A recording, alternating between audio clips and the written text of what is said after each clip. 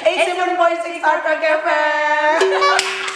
Kembali lagi dengan ML di sini. Melanie dan Lucy. Tapi apa yang bikin lo terus bertahan dan yakin bahwa emang this is my field, walaupun mungkin tawaran ataupun sesuatu yang mungkin lo bisa lebih famous, bisa lebih terkenal. Kalau lo ikut yang viral-viral yang gila-gilaan yang lain. Sebetulnya sekarang emang kalau dibilang terkenal ya terkenal banget gitu. Suka ada orang, ih mbak, ya ampun artis gila ini. Tapi sebenarnya emang namanya saya siapa gitu. Banyak yang nggak tahu nama gue. Tapi ingatnya adalah program lo. Program gue, Yes. Mbak MotoGP. Iya, Udah iya, gitu iya, aja iya, gitu iya. kan. Being persistent aja karena gue yakin sih apapun ya gitu. Benang merahnya nih kalau dari ngomongin gue jadi presenter olahraga sampai menjalankan bisnis, being persistent is the key. Danya itu masuk ke spektrum autistik. Autistik. Nah, sedangkan sebagai anak autis berarti ya, anak autis, Danya pasti membutuhkan kehadiran Lucy banyak gitu loh. Nah, gimana caranya lo untuk pertama untuk bisa berdamai dulu dengan keadaan? Karena mungkin ya this vlog bisa menolong banyak mami yang juga pengen nolong anak boro-boro karena kita harus nolong diri kita sendiri dulu Denial gitu. soalnya. Benar gitu. Iya kan? Gimana caranya step-step awal lo lulus untuk bisa bahwa make a peace with yourself bahwa oke, anak gua nih autis gitu.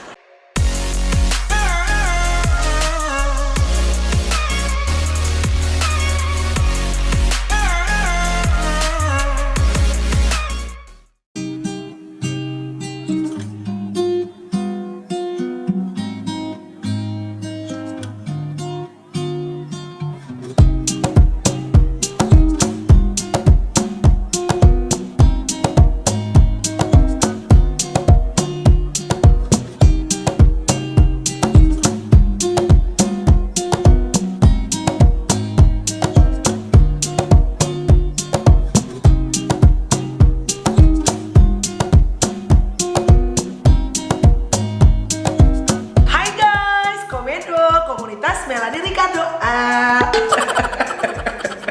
Aku kira mau station ID radio. Station ID dulu. 1, 2, and go. 87.6 Hard Rock FM. Kembali lagi dengan ML di sini. Melanie dan Lucy. Gila ya Bo, tapi seneng banget akhirnya berjumpa dengan Lucy Wiryono ya, sportcaster, the owner of Holy Cow, Lubi, Kopi Hakiki, Holy Ribs, apalagi? Udah. What else? Gila. Ada Flat Burger dong. Flat Burger, and that's my favorite tuh, tapi gak boleh sering-sering. Bisa segini gue. Kenapa gue pengen lo untuk bisa menjadi salah seorang yang gue pengen ajak ngobrol, because I think you can inspire many people. Aku juga pengen banget masuk vlognya Melanie. Siapa tahu jadi dagangannya makin laku kan. Amin. 1, 2, 3 jawab semuanya. Pertanyaan pertama sebelum masuk ke Holy Cow ya. Lucy Wiryono 14 tahun yang lalu kita bekerja bersama dan Lucy ini adalah orang yang selalu tahu banget apa yang dia mau. Jadi kalau gue pengen jadi artis. Ingat bener. Itu dari zaman dia masih kuliah sama suami gue sih sebetulnya. Iya. Tapi Kuliah jadi apa hukum. Mel?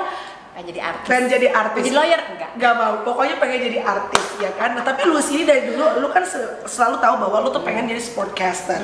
Lo pengen menjadi presenter olahraga. Betul. Which is sampai sekarang, gua nggak melihat lo di acara komedi, gua nggak melihat lo di acara infotainment. Sempet infotainment nggak ya, reality show ya sempet ya. Iya.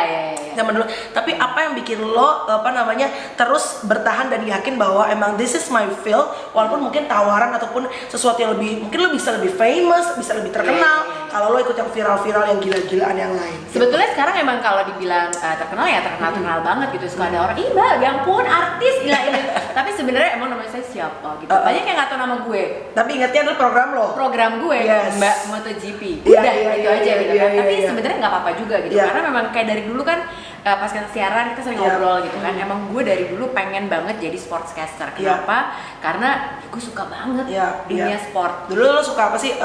Bola suka. dulu. Yes. Terus apalagi ya, bulu tangkis gue juga Bulu suka. tangkis lo Sampai suka, akhirnya bener. sudah menjalani jadi host MotoGP ini selama 10 tahun terakhir gitu. Okay. Sebenarnya yang menarik adalah gue bisa berinteraksi dengan banyak orang, baik itu di sosial media, baik kalau ketemu juga gitu. Jadi kalau ketemu tuh biasanya bapak-bapak, abang-abang, biasa abang naik motor gitu ya, pasti langsung nanya gitu kan, oh gimana nih MotoGP gitu.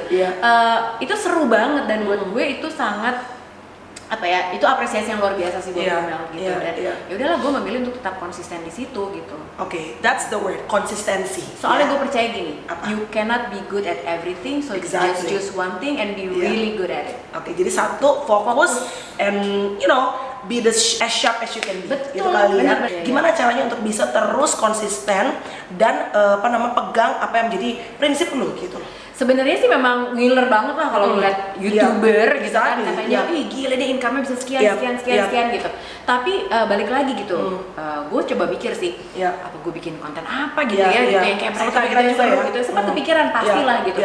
Kok enak banget ya gitu, padahal sebetulnya kalau ngomongin skill nih gitu, kita udah ditempa banget belasan tahun gitu kan. Public speaking wise, pemikiran ya kan. Tapi kok gimana ya gitu, iri jujur aja gitu. Tapi masalahnya adalah gue sih yakin banget bahwa karakter gue tuh ya begini. Yang gue tahu adalah ngomongin sport. Gue nggak akan mungkin bisa ngomongin orang gitu misalnya. Ada orang yang emang kalau ngomongin gosip artis atau apa menarik banget.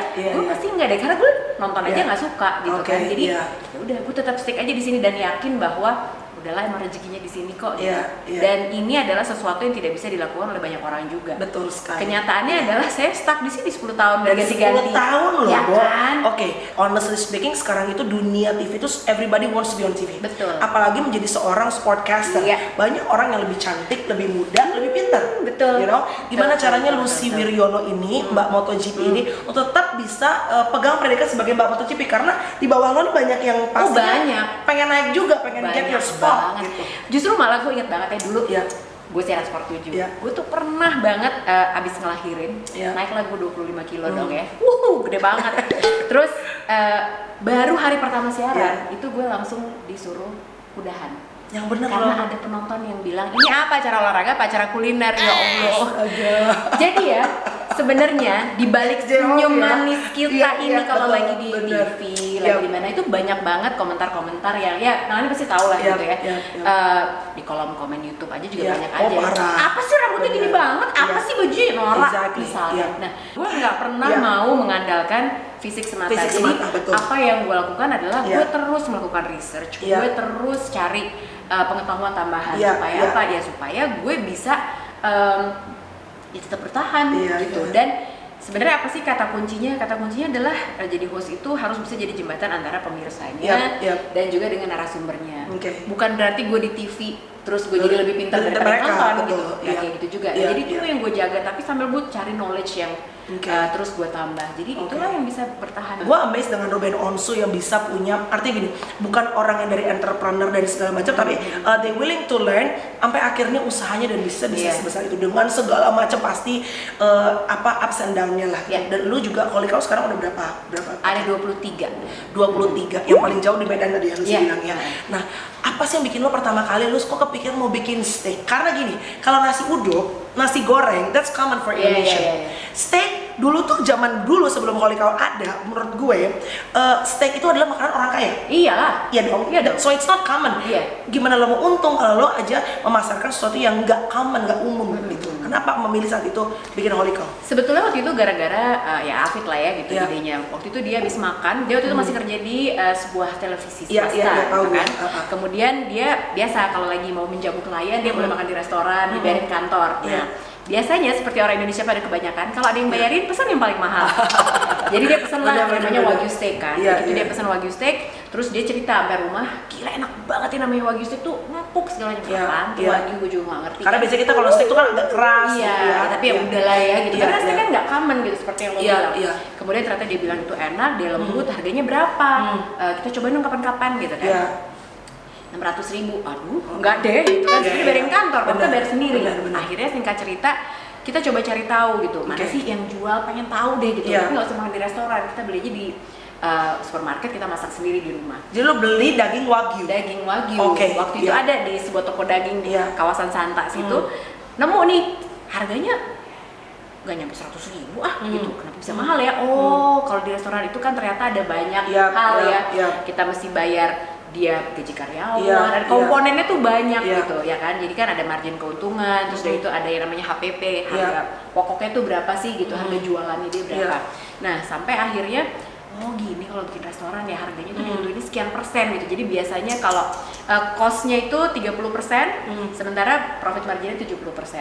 Nah terus dari itu Afif bilang, makanya orang nggak ada yang bisa makan wagyu ya, orang mahal gitu kan. Kalau dengan komposisi seperti itu, kenapa nggak kita balik aja sebetulnya?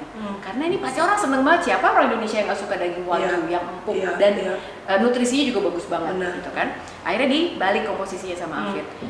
70% itu adalah food costingnya, 30% itu marginnya. Jadi marginnya kecil banget di Holy Cow tuh kecil banget. Makanya untuk kualitas wagyu yang bagus harganya sangat terjangkau. Gitu. Waktu 10 tahun yang lalu kita mulai wagyu itu kita jual dengan harga 90.000. Murah banget loh. Murah banget. Untuk wagyu ya. Iya. Tentu karena ini bukan hal yang biasa. Semua orang jadi, ini wagyu beneran apa bukan gitu kan. Tapi ever since day one sampai sekarang itu kita selalu berusaha untuk menjaga kualitas.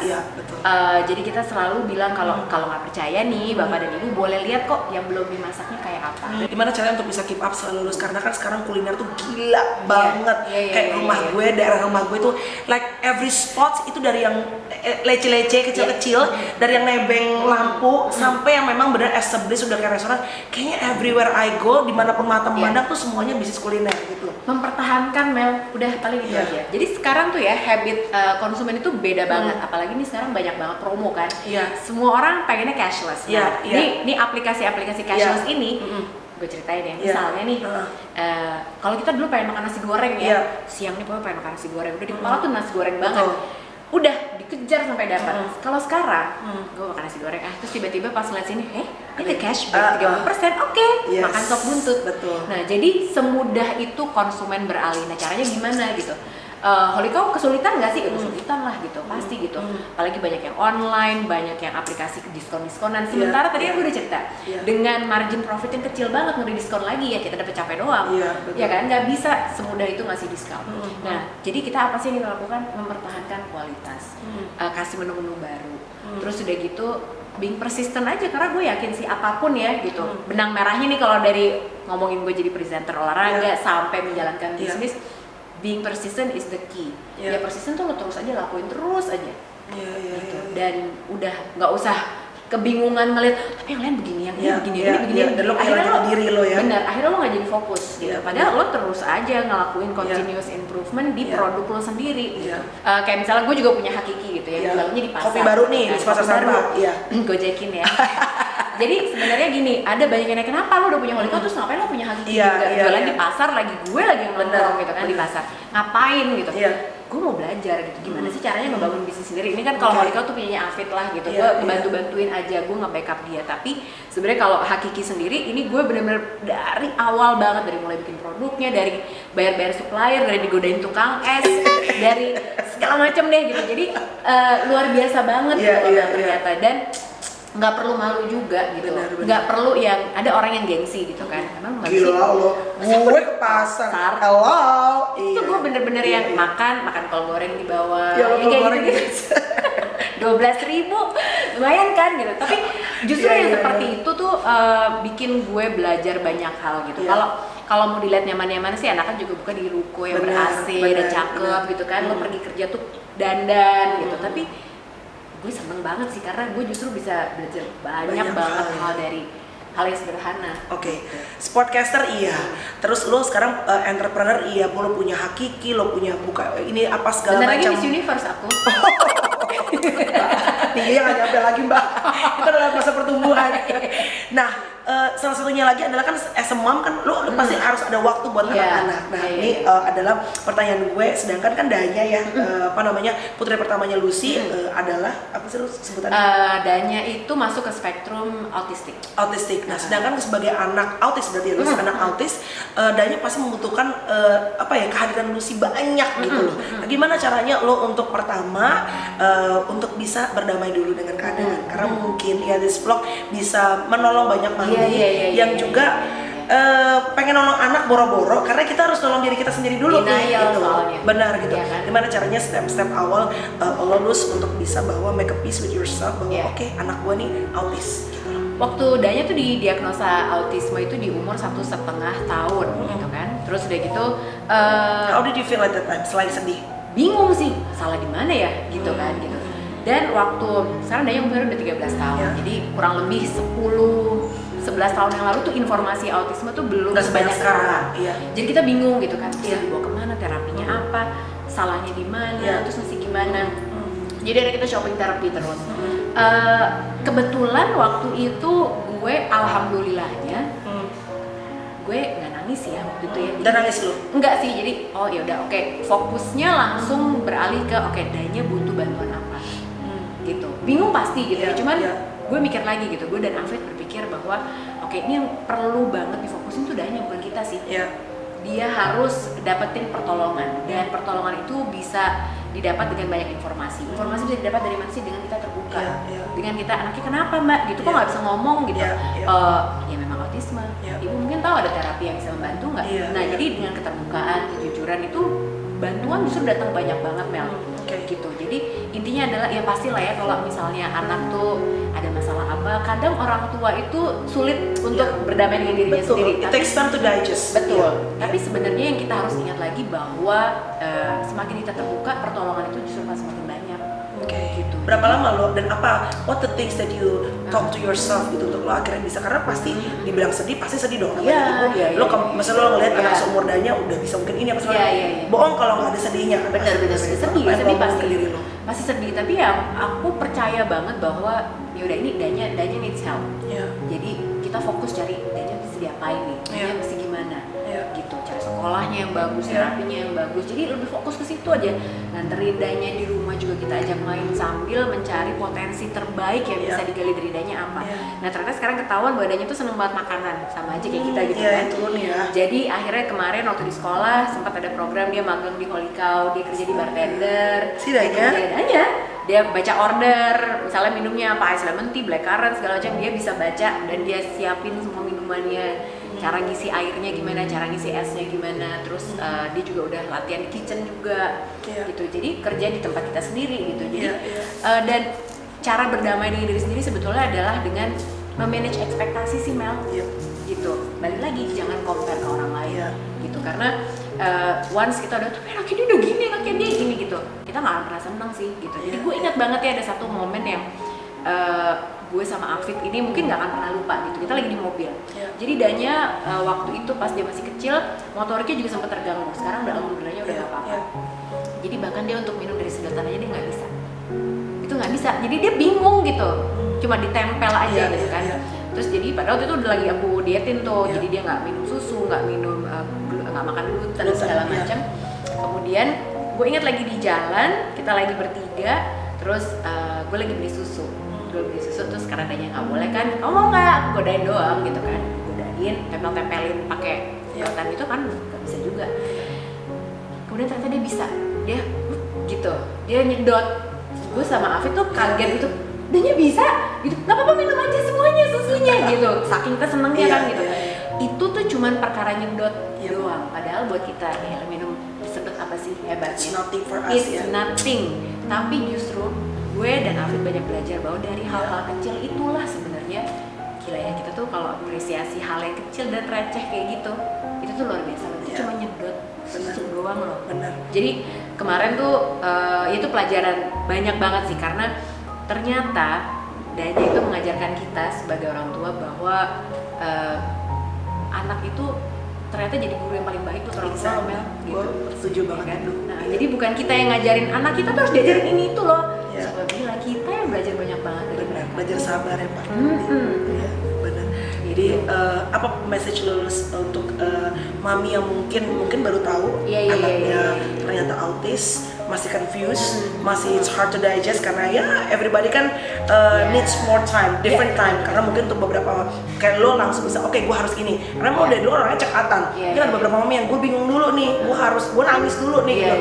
What's your message for? Gak apa-apa sih sebetulnya, apapun itu pasti berproses. Semua orang pasti punya cara yang berbeda-beda untuk coping dengan keadaan, punya cara yang beda-beda untuk mengatasi gitu.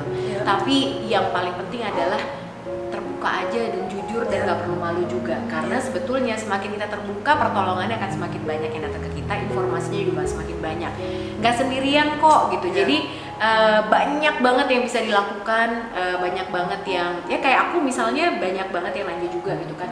Kan aku gini, aku dengan sangat terbuka gitu sebenarnya. Jadi siapapun bilang ke Mel, berarti aku siap kok, misalnya mau ketemuan di luar ini, mau nanya-nanya gitu, boleh banget gitu, boleh banget, karena gue tahu sih itu susah banget gitu, nggak semua orang bisa, oke, nggak apa-apa kita sekarang cari solusinya apa, nggak semua orang bisa begitu, tapi cari orang yang, tapi jangan terlalu lama lah, karena sebetulnya fokusnya lebih ke anak.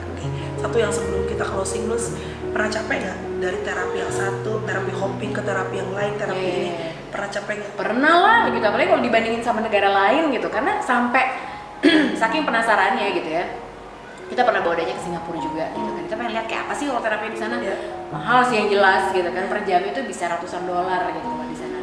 Tenaga terapisnya juga beda banget gitu, kualifikasi mereka tuh beda banget, jadi yang ngenes juga sih gitu, di sini tuh gimana ya, tapi alhamdulillahnya sekarang Danya udah ketemu sekolah yang sangat baik buat dia dan cocok dan tepat untuk kebutuhannya dia. Jadi sebetulnya ada kok gitu. Tinggal kita mau apa ya, rajin-rajin cari informasi, rajin-rajin terbuka aja sih Mel gitu.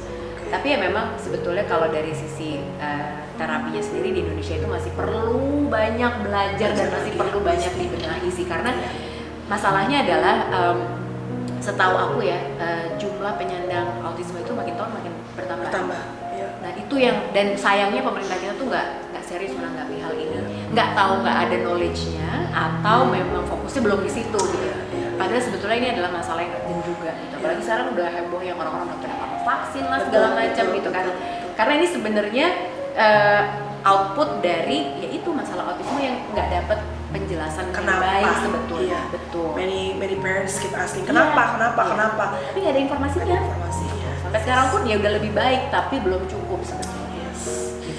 Thank you very much, Lucy Wiryono. Selalu inspiring, selalu ada hal yang bisa. Gue sendiri juga belajar banyak hal juga dari Lucy, and I wish you all the best as a mom, as an entrepreneur, as a sportcaster. Ingat, intinya kuncinya adalah persisten, karena hidup ini tidak akan pernah semudah itu sayang. Asik. Kita juga nggak gampangan anaknya ya kan. Jadi persistence, yes, and never compare your achievement with others. Exactly. 1, 2, 3, subscribe semuanya. Coba show. Sama. Kasihan MC.